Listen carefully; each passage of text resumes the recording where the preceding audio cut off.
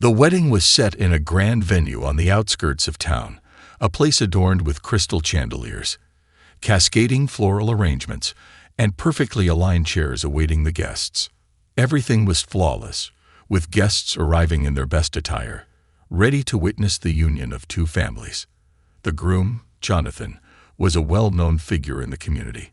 Having worked his way up from humble beginnings, he had become a successful entrepreneur, respected and admired by all. But few knew the full story of his rise to success, a story carefully hidden behind polished smiles and designer suits. Jonathan's mother, Margaret, hadn't been invited to the wedding. She hadn't even known about it until a mutual friend, one who had known her struggles and sacrifices, slipped her the details. It wasn't a direct invitation, but Margaret saw it as a sign. Perhaps her son hadn't forgotten her after all. The news had caught her off guard, her heart filled with equal parts joy and dread. She hadn't seen Jonathan in years, not since he'd left the small-town life she had raised him in, choosing to embrace a world of status and wealth that had no place for her simplicity. But she loved him, despite the silence, the absence, and the pain of being pushed away. For a mother, pride in her son often trumped the ache of being left behind. So Margaret decided to go. She dressed in her best, a simple yet elegant dress, and took a bus to the grand venue, where she hoped to witness the moment that would cement her son's happiness. As she arrived, she felt out of place amid the glittering guests, who threw her confused, even pitying looks. The cars parked outside gleamed with polished pride, symbols of the success that now defined her son's life. Margaret knew that she didn't belong in this world, but she had come not for herself, but for the boy she had once held in her arms, the boy who had promised to take care of her when he grew up. The boy who was now a man, standing at the altar, waiting for his bride. As Margaret entered the venue, a hush fell over the guests, a mix of curiosity and confusion spreading among them. Some whispered, wondering who the uninvited woman was, while others pointed, speculating on her connection to the groom. Jonathan turned, his eyes catching sight of his mother standing at the entrance. For a split second, there was a glimmer of recognition in his gaze, a flicker of something familiar. But it was quickly replaced by a look of discomfort, even embarrassment, as he quickly turned away, ignoring her presence. Margaret's heart sank, but she kept her head high, her love unwavering despite the sting of his rejection. She found a seat at the back, away from the curious eyes and judgmental whispers, but close enough to see her son's face, his expressions, and the life he had built for himself. The ceremony began, with music filling the air, and guests leaning in to capture every perfect moment. Margaret watched, tears welling up as she saw the boy she had raised taking vows with a woman she knew nothing about. This was a side of Jonathan she had never seen before, a polished version of her son that felt like a stranger. As the ceremony proceeded, the officiant spoke of family, of love, of the sacrifices parents make for their children. Each word pierced Margaret's heart, as memories of sleepless nights, of hard work, of doing everything in her power to give her son a better life, resurfaced. She had been his only family, his sole supporter, the one who believed in him when no one else did. And now, here she was, hidden at the back of the room, forgotten. But fate had a plan of its own that day, a twist Margaret could never have foreseen. As the ceremony came to a close, and guests began to mingle and toast to the newlyweds, one of the bride's relatives, an elderly woman with a keen eye, spotted Margaret. She approached her with a warm smile, asking her name and her connection to the groom. Margaret, always gracious, introduced herself simply as Jonathan's mother, her voice steady, but her heart aching. The woman's face softened with sympathy, and she held Margaret's hand gently, sensing the pain behind her proud smile. As the conversation grew louder around them, the woman's voice, warm but commanding, rose above the crowd. "Jonathan, come here," she called out, catching the attention of the groom and the guests alike. The wedding was set in a grand venue on the outskirts of town, a place adorned with crystal chandeliers, cascading floral arrangements, and perfectly aligned chairs awaiting the guests. Everything was flawless, with guests arriving in their best attire, ready to witness the union of two families. The groom, Jonathan, was a well-known figure in the community. Having worked his way up from humble beginnings, he had become a successful entrepreneur, respected and admired by all. But few knew the full story of his rise to success, a story carefully hidden behind polished smiles and designer suits. Jonathan's mother, Margaret, hadn't been invited to the wedding. She hadn't even known about it until a mutual friend, one who had known her struggles and sacrifices, slipped her the details. It wasn't a direct invitation, but Margaret saw it as a sign. Perhaps her son hadn't forgotten her after all. The news had caught her off guard, her heart filled with equal parts joy and dread. She hadn't seen Jonathan in years, not since he left the small-town life she had raised him in, choosing to embrace a world of status and wealth that had no place for her simplicity. But she loved him, despite the silence, the absence, and the pain of being pushed away. For a mother, pride in her son often trumped the ache of being left behind. So Margaret decided to go. She dressed in her best, a simple yet elegant dress, and took a bus to the grand venue where she hoped to witness the moment that would cement her son's happiness. As she arrived, she felt out of place amid the glittering guests, who threw her confused, even pitying looks. The cars parked outside gleamed with polished pride, symbols of the success that now defined her son's life. Margaret knew that she didn't belong in this world, but she had come not for herself, but for the boy she had once held in her arms, the boy who had promised to take care of her when he grew up. The boy who was now a man, standing at the altar, waiting for his bride. As Margaret entered the venue, a hush fell over the guests, a mix of curiosity and confusion spreading among them. Some whispered, wondering who the uninvited woman was, while others pointed, speculating on her connection to the groom. Jonathan turned, his eyes catching sight of his mother standing at the entrance. For a split second, there was a glimmer of recognition in his gaze, a flicker of something familiar. But it was quickly replaced by a look of discomfort, even embarrassment, as he quickly turned away, ignoring her presence. Margaret's heart sank, but she kept her head high, her love unwavering despite the sting of his rejection.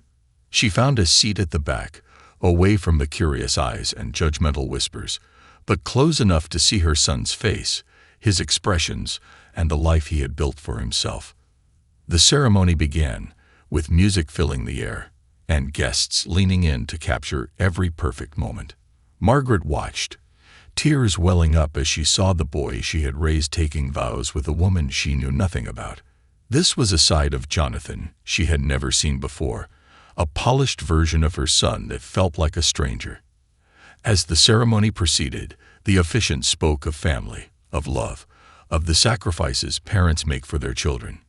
Each word pierced Margaret's heart, as memories of sleepless nights, of hard work, of doing everything in her power to give her son a better life, resurfaced. She had been his only family, his sole supporter, the one who believed in him when no one else did. And now, here she was, hidden at the back of the room, forgotten. But fate had a plan of its own that day, a twist Margaret could never have foreseen. As the ceremony came to a close, and guests began to mingle and toast to the newlyweds, one of the bride's relatives, an elderly woman with a keen eye, spotted Margaret. She approached her with a warm smile, asking her name and her connection to the groom. Margaret, always gracious, introduced herself simply as Jonathan's mother, her voice steady but her heart aching. The woman's face softened with sympathy, and she held Margaret's hand gently, sensing the pain behind her proud smile.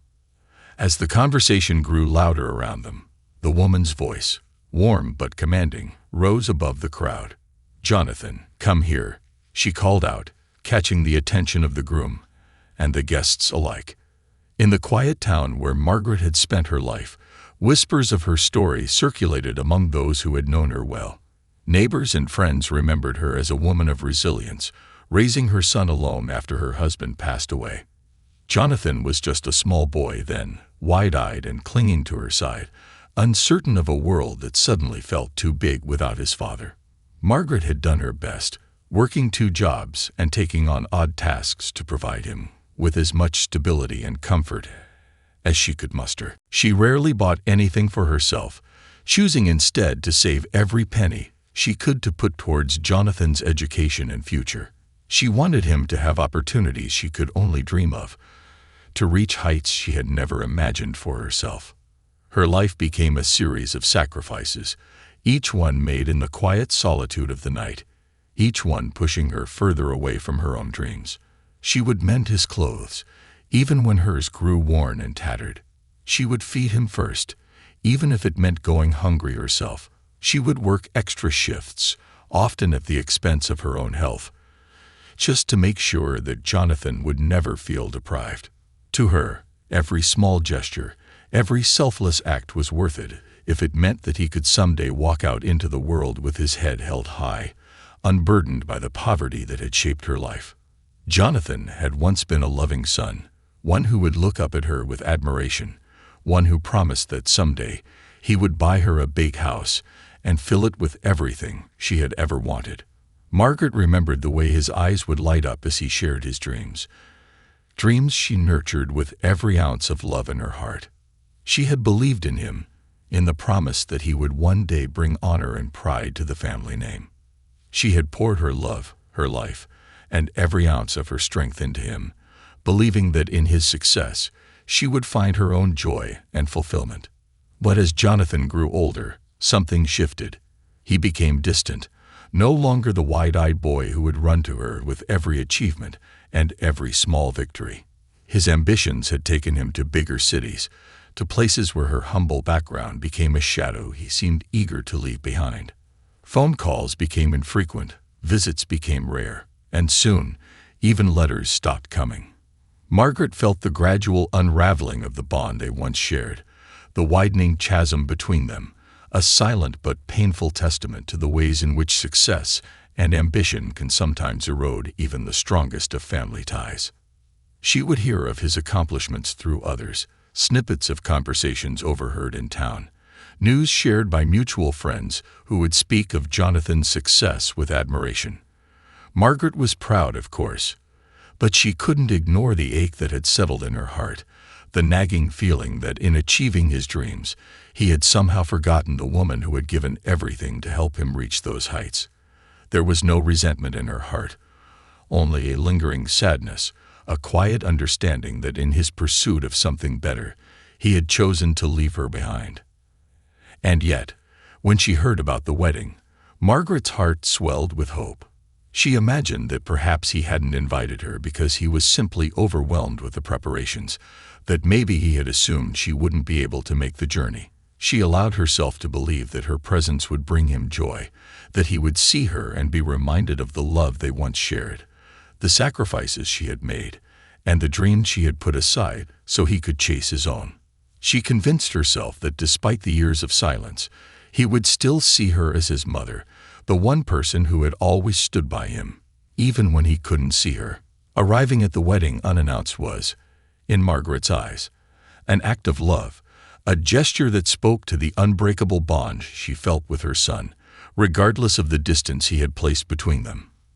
But as she stood in that grand hall, surrounded by strangers and silenced by the cold indifference in her son's eyes, she felt the painful reality settle upon her. This was not the reunion she had envisioned. This was a reminder of just how far he had drifted, how thoroughly he had erased her from the new life he had built. In the days that followed, Margaret found herself replaying the events of that night, each memory sharper than the last, each one cutting a little deeper. She would sit by the window, watching as people passed by, her mind lost in thoughts of the life she had once dreamed of, the life she had sacrificed so much for.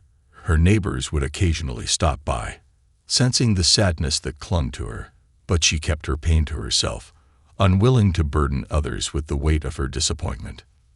But in the quiet of her small home, in the stillness that followed each sunset, she would allow herself to mourn.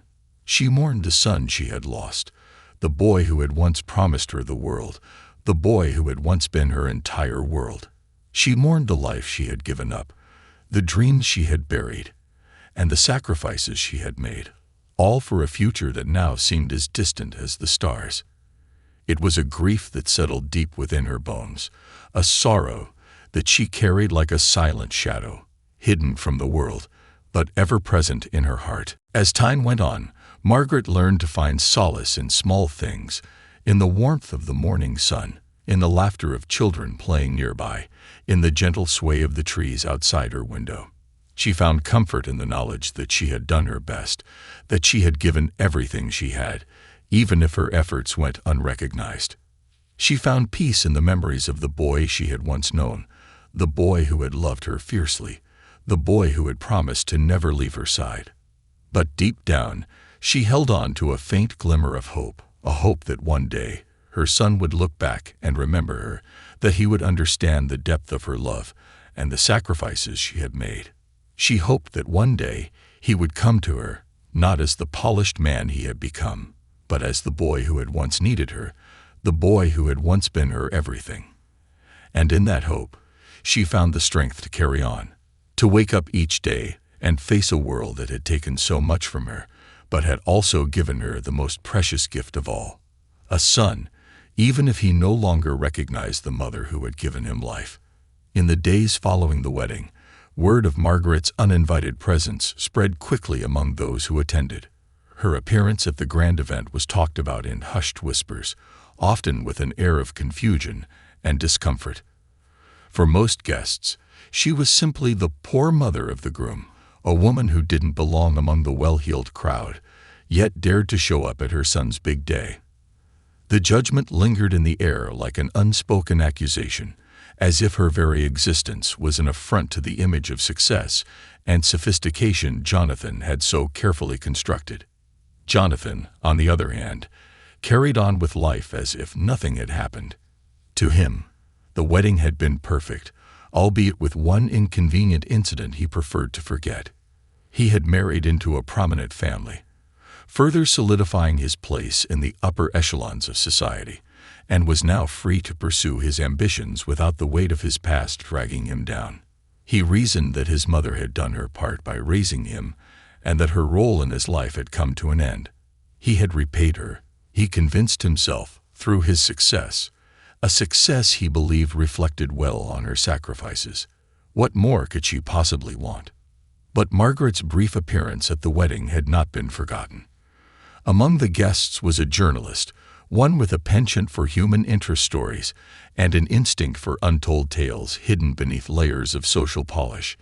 He was intrigued by the quiet, frail-looking woman who had appeared unannounced, her face etched with both pride and sorrow, as she watched her son at the altar. He sensed there was more to the story, a history buried beneath Jonathan's polished exterior, and he was determined to uncover it. The journalist began his research quietly, visiting the small town where Margaret lived, speaking to neighbors, friends, and anyone who had known her and her son. The stories he uncovered painted a vastly different picture from the one Jonathan presented to the world. Here was a tale of a mother who had given everything, who had worked herself to exhaustion for her child's sake, who had sacrificed her own dreams to give her son a future she could never have for herself. The more he learned, the more he realized how profoundly Margaret's life had been shaped by her unwavering love for her son, a love that had now been cast aside like an old coat. One evening, as Margaret sat alone in her modest home, there was a knock on the door. She opened it to find the journalist, his face kind yet serious, and his eyes filled with the compassion of someone who understood the depth of her story.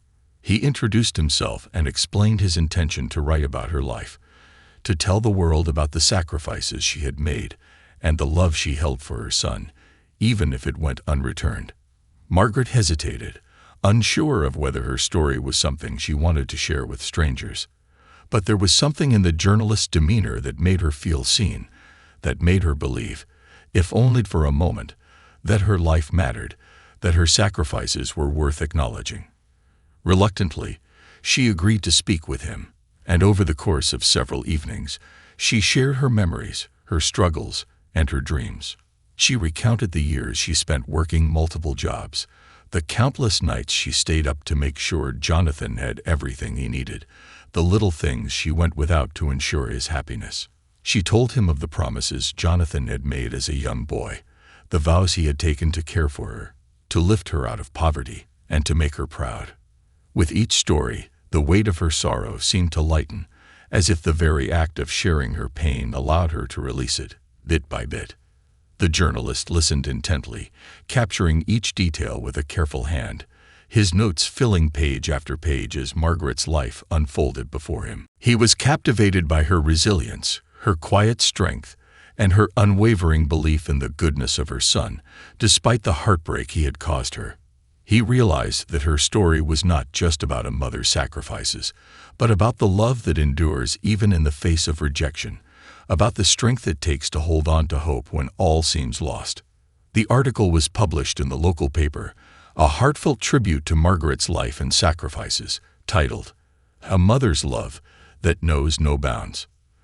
The story quickly gained traction, resonating with readers who saw in Margaret a reflection of their own struggles, their own sacrifices, and their own unfulfilled dreams.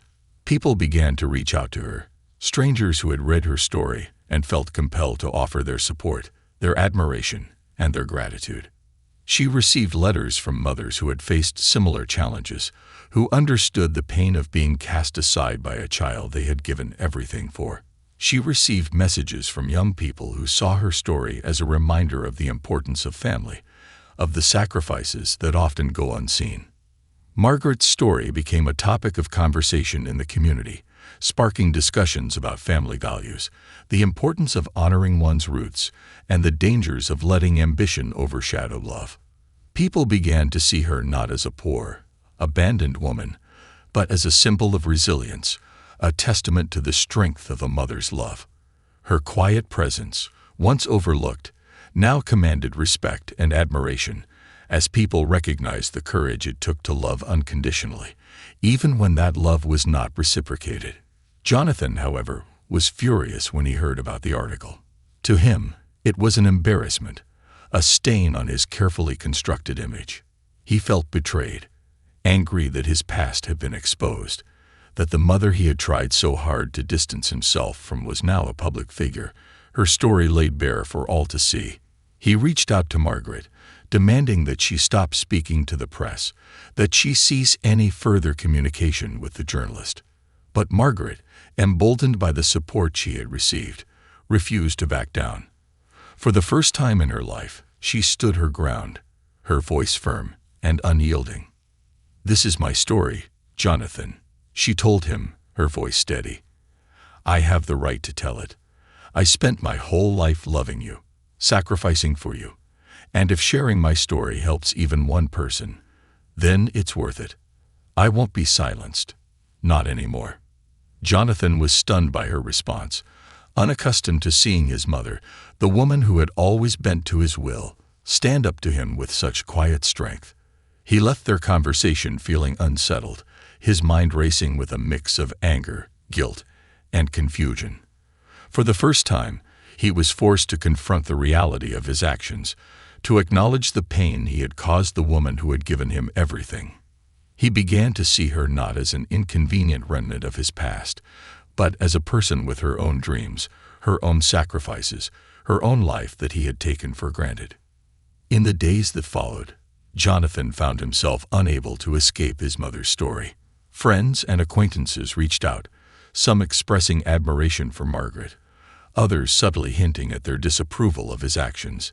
He felt the weight of their judgment, the silent accusations that lingered in their eyes, and for the first time, he began to question the choices he had made. He was no longer the polished, successful man he had worked so hard to become. He was a son who had abandoned his mother, a son who had failed to honor the woman who had given him everything. As the community rallied around Margaret, Jonathan felt increasingly isolated, his once pristine image now tarnished by the shadow of his actions. He realized that his success, his achievements, his carefully crafted life, meant nothing if it came at the expense of the woman who had made it all possible. He was left to confront the painful truth that in his pursuit of success, he had lost sight of the values his mother had instilled in him, the values he had once held dear. In his moments of solitude, Jonathan found himself reflecting on the memories he had buried, the promises he had once made to his mother, the dreams they had shared. He remembered the joy in her eyes when he would tell her about his ambitions, the pride she took in his every achievement, no matter how small. He realized that his mother had not only given him life, but had been the source of every success he had achieved, her sacrifices woven into the very fabric of his accomplishments. And so, for the first time in years, Jonathan felt the weight of his own shame, the hollow emptiness of a life built on ambition rather than love.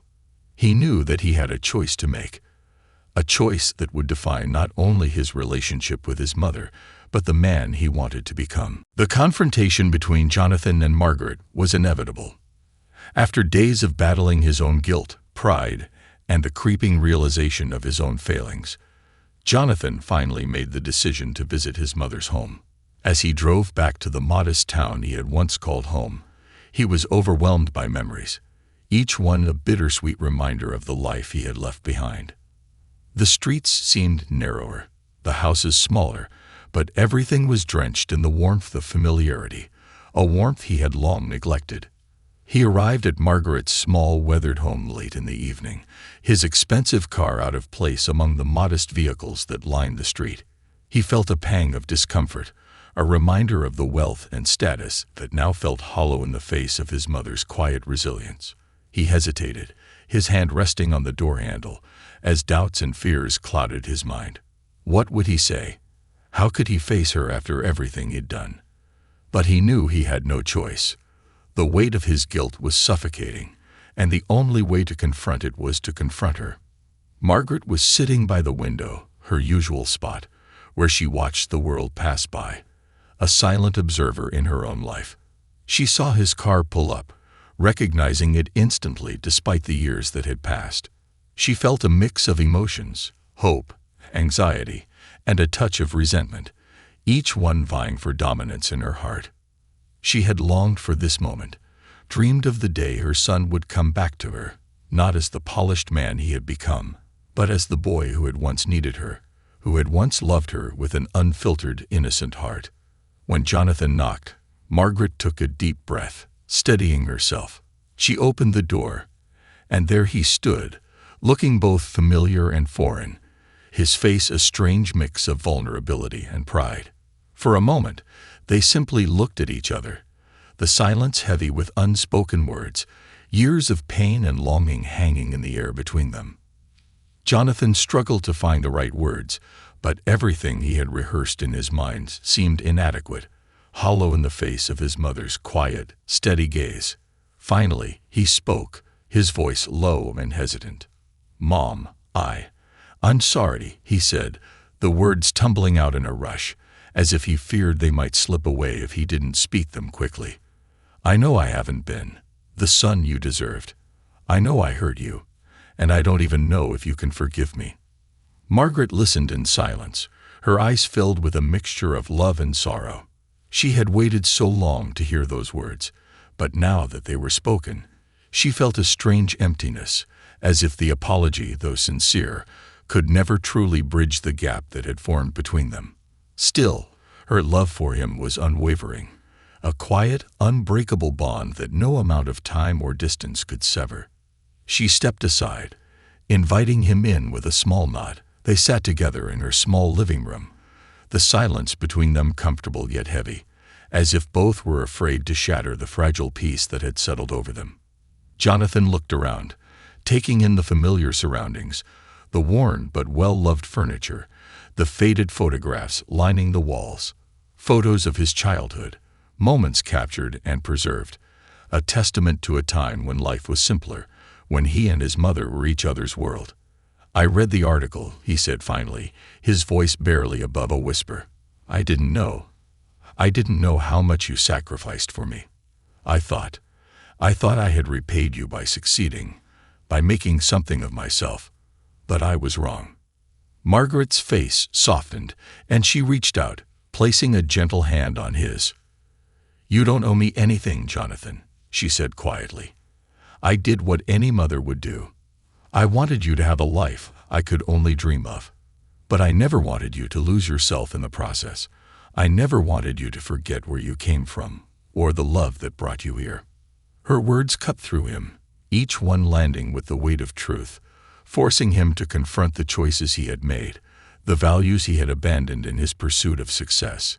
He realized, painfully, that he had been chasing an illusion, a version of himself that had little to do with the man he truly was. In his quest to prove himself, he had lost sight of the very foundation of his life, the love and sacrifice that had shaped him, molded him, and made him who he was. As they sat together, talking late into the night, Jonathan opened up in a way he hadn't in years. He told her of the pressures he had felt, the need to fit into a world that seemed to demand perfection, a world that had no place for his humble beginnings. He shared his fears, his insecurities, the constant, gnawing feeling that he wasn't enough, that he had to prove himself, to create a new identity that was worthy of the success he had achieved. Margaret listened patiently, her heart breaking for her son, understanding, perhaps for the first time, the weight he had carried, the burden of expectations he had placed upon himself. She saw now that his rejection of her, his abandonment, had not been out of malice, but out of fear, a fear of being seen as less than, of being judged, of not measuring up to the standards he believed the world expected of him. In the early hours of the morning, as the first light of dawn began to seep through the windows, Jonathan made a decision that would alter the course of his life. He realized that he could no longer live a life defined by others' expectations, a life that demanded he sever the very roots that had nourished him. He made a promise to his mother, a promise to reconnect with his past, to embrace the parts of himself he had hidden away, to honor the love and sacrifices that had brought him to where he was.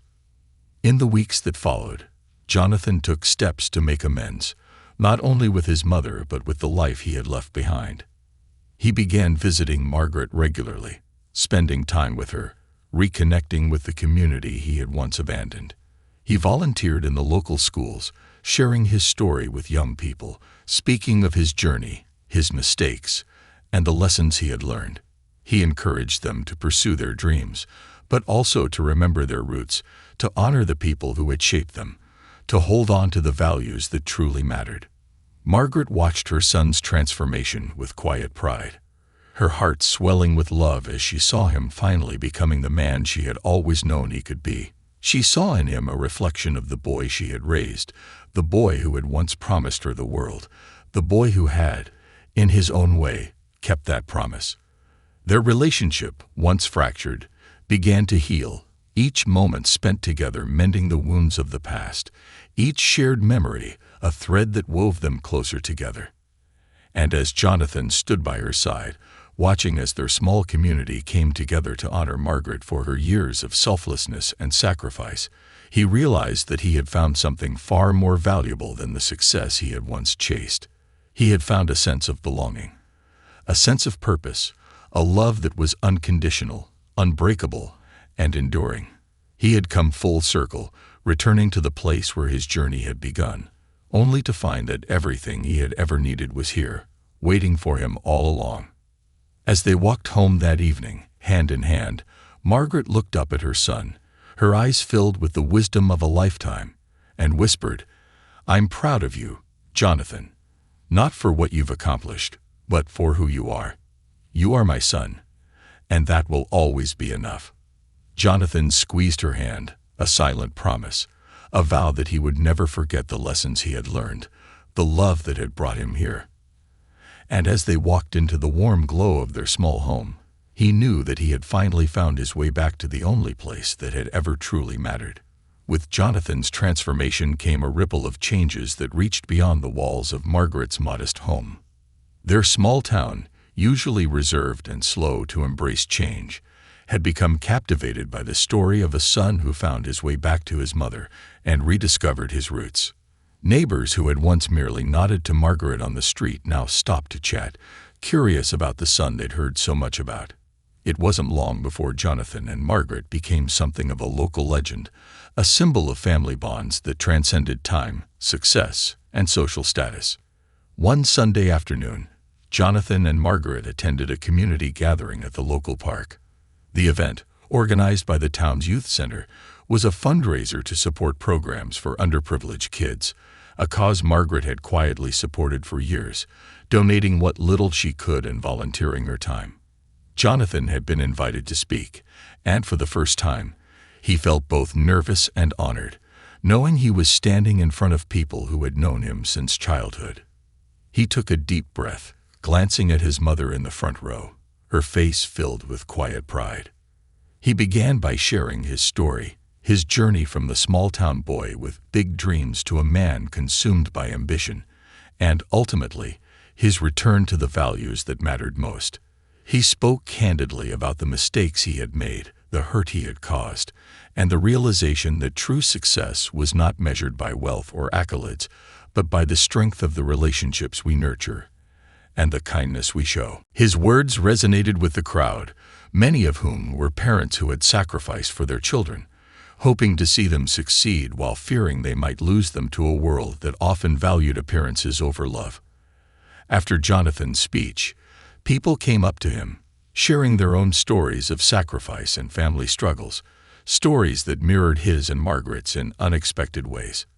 Young people, inspired by his honesty, expressed a newfound appreciation for their own parents, promising to cherish the connections they often took for granted. Jonathan felt an overwhelming sense of belonging, realizing that, in reconnecting with his roots, he had found a new purpose, one that went beyond personal success. He wanted to give back, to help others find the courage to value their families, to honor the sacrifices that often went unseen.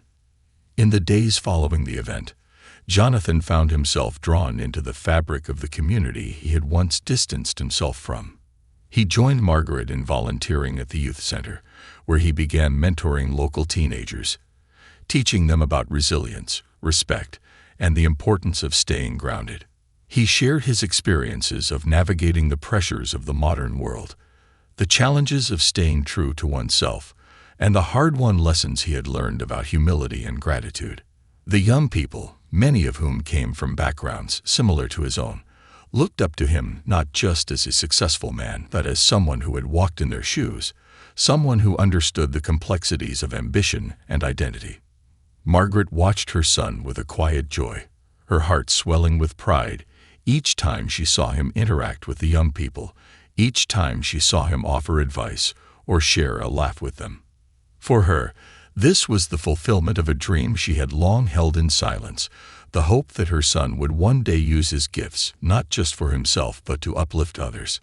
She saw in him a reflection of the man she had always believed he could be, a man who valued kindness and compassion over wealth and status. One evening, as they were closing up the youth center after a particularly lively event, Jonathan turned to his mother, his face thoughtful. "You know, Mom," he said quietly, "I spent so much of my life trying to run from this place, from who I was. But I think I want to stay. I think I've finally found where I belong." Margaret's eyes filled with tears, a mixture of joy and relief. She reached out, taking his hand in hers, feeling the warmth and strength that had once been the tiny fingers of a child she had cradled in her arms. "I'm so proud of you, Jonathan," she whispered. "You've come home, not just to me, but to yourself." Over the following months, Jonathan began to reshape his life in ways he had never imagined. He shifted his business focus, moving his headquarters to the town, choosing to invest in local projects and community initiatives rather than the high-profile ventures he had once pursued. He became a familiar face in the community, a mentor to the young and a friend to the old, his presence a testament to the power of transformation and redemption. People who had once regarded him as an outsider, a man who had turned his back on his roots, now embraced him as one of their own, their admiration growing as they witnessed his dedication to giving back. But it wasn't just the town that was transformed by Jonathan's return. His actions began to inspire change on a much larger scale. News of his story spread, reaching other communities, drawing attention from local media outlets who were captivated by the tale of a son who had rediscovered his purpose by reconnecting with his past. Interviews and articles highlighted his journey, not as a story of fame or fortune, but as a reminder of the values that often get lost in a world focused on individual success. He became a spokesperson for family bonds, a voice advocating for the importance of gratitude and humility, encouraging others to honor their roots. One afternoon, Jonathan received a letter from a man in a neighboring city, a father who had read about his journey. The man wrote of his own struggles with his son, their relationship strained by years of miscommunication and misunderstanding. Inspired by Jonathan's story, the man had reached out to his son, seeking reconciliation, hoping to rebuild the bond they had lost. Jonathan read the letter with a sense of fulfillment he had never felt before, realizing that his journey had the power to inspire change, to mend broken relationships, to bring families back together. Margaret, too, became a figure of quiet influence.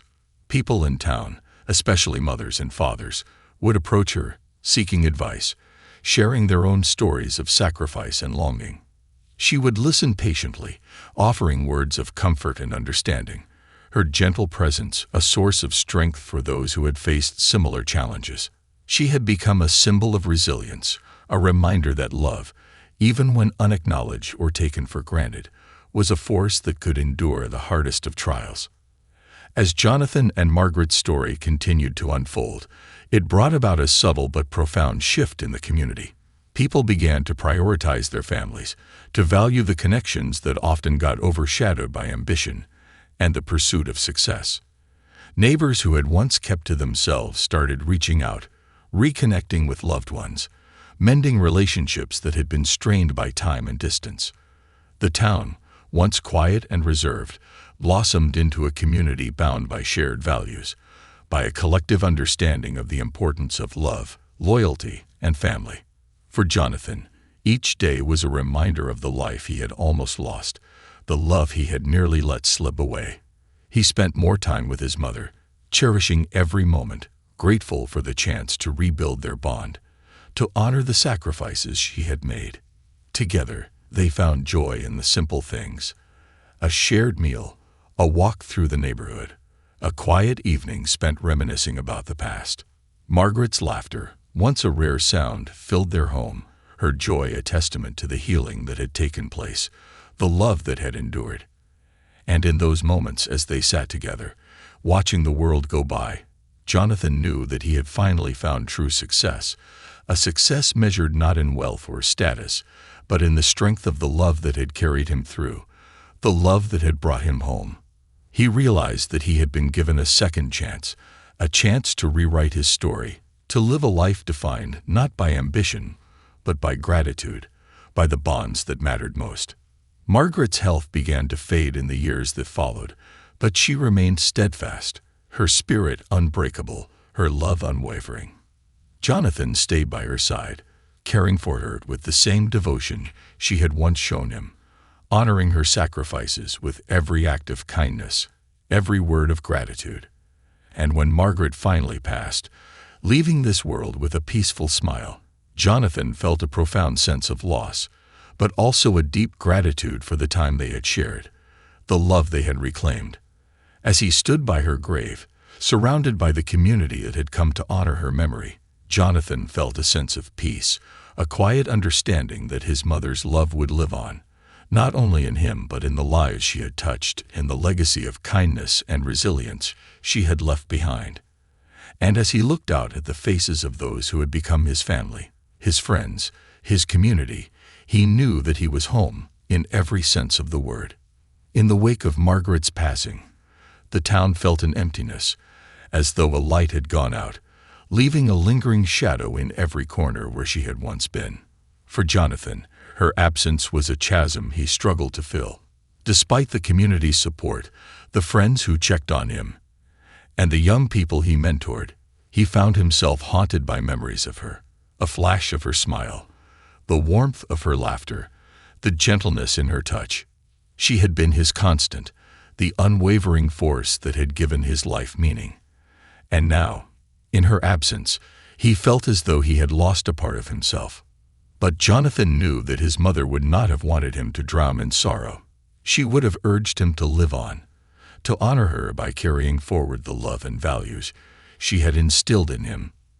In her memory, Jonathan threw himself deeper into his work with the community, establishing a scholarship fund in her name for underprivileged children, something she had always dreamed of, but never had the resources to create herself. He called it Margaret's Legacy, a fund aimed at helping students from the town pursue their dreams, just as she had once dreamed for him. It wasn't just a tribute, it was a promise to ensure that her sacrifices would continue to give others hope and opportunity. As news of the fund spread, donations poured in from people across the town and beyond. Parents who had once been touched by Margaret's kindness contributed what they could, as did friends who had admired her resilience and strangers inspired by her story. Local businesses joined the effort, and soon the scholarship fund grew beyond Jonathan's initial expectations. Margaret's legacy became a symbol of the town's collective spirit, a shared commitment to supporting the next generation, to lifting each other up in the way Margaret had always done. Jonathan poured his heart into every aspect of the fund, meeting with students, talking to families, and helping to organize annual fundraising events that brought the community together. Each year, he would address the scholarship recipients, sharing stories of his mother's strength, her unwavering determination, and her love that had no bounds. He spoke of her as the woman who had inspired him to be better, who had taught him that true success was measured not by wealth or status, but by the lives one touched along the way. Margaret's legacy began to take on a life of its own, growing with each passing year, helping more and more students achieve their dreams. The children who benefited from the scholarship often came from backgrounds similar to Jonathan's own, families who struggled to make ends meet, parents who sacrificed everything for their children's futures. Jonathan saw a piece of his own story in each of them, and in guiding them, he felt closer to his mother, as though she were still with him, her spirit living on through every life they changed together. Over time, Margaret's legacy became an institution in the town, not just a scholarship fund, but a place where people could come for support, mentorship, and guidance. Jonathan transformed an old building in the heart of the town into the Margaret's Legacy Center, a community space where young people could study, learn new skills, and find a safe haven when they needed it. The walls were adorned with photographs of Margaret, candid snapshots of her life. Her smiling face, her hands hard at work, her gentle eyes radiating kindness. Her presence permeated the space, a reminder to everyone who entered that they were part of something greater, a community built on love, sacrifice, and resilience. The center quickly became a second home for many in the town, a place where young and old alike could gather, share stories, and offer support. Jonathan's mentorship extended beyond academics. He taught them life skills, how to navigate challenges, how to find strength in adversity. He shared his own journey, his mistakes, his regrets, and his hard-won lessons, hoping to impart the wisdom his mother had given him. His story, once a tale of ambition and loss, became a source of inspiration, a reminder that one could always find redemption, that it was never too late to return to one's roots. As the years passed, Jonathan watched the town change, grow, and flourish. Families who had once struggled found stability through the connections forged at Margaret's Legacy Center. Young people who had once felt lost found guidance, opportunity, and a sense of purpose. Some of the scholarship recipients went on to achieve remarkable things, returning to the town to give back, to mentor the next generation, to honor the woman whose legacy had opened doors for them. Margaret's legacy became woven into the fabric of the community, an enduring testament to her life and the love she had given unconditionally. People came from neighboring towns to see the center, to learn about the woman who had inspired such unity, such dedication. Journalists wrote stories about the center's impact, its unique approach to community building, and the ripple effect of one mother's love. The story of Margaret's legacy reached far beyond the town's borders, touching hearts across the country, reminding people everywhere of the power of family, of sacrifice, and of enduring love. For Jonathan, life found a rhythm within this new purpose. His heartache softened into a deep, abiding sense of peace, a quiet joy that came from knowing he was living out his mother's values each day. He found solace in the small, everyday moments, the laughter of children at the center, the smiles of parents who had once worried about their children's futures, the warmth of neighbors who had become like family.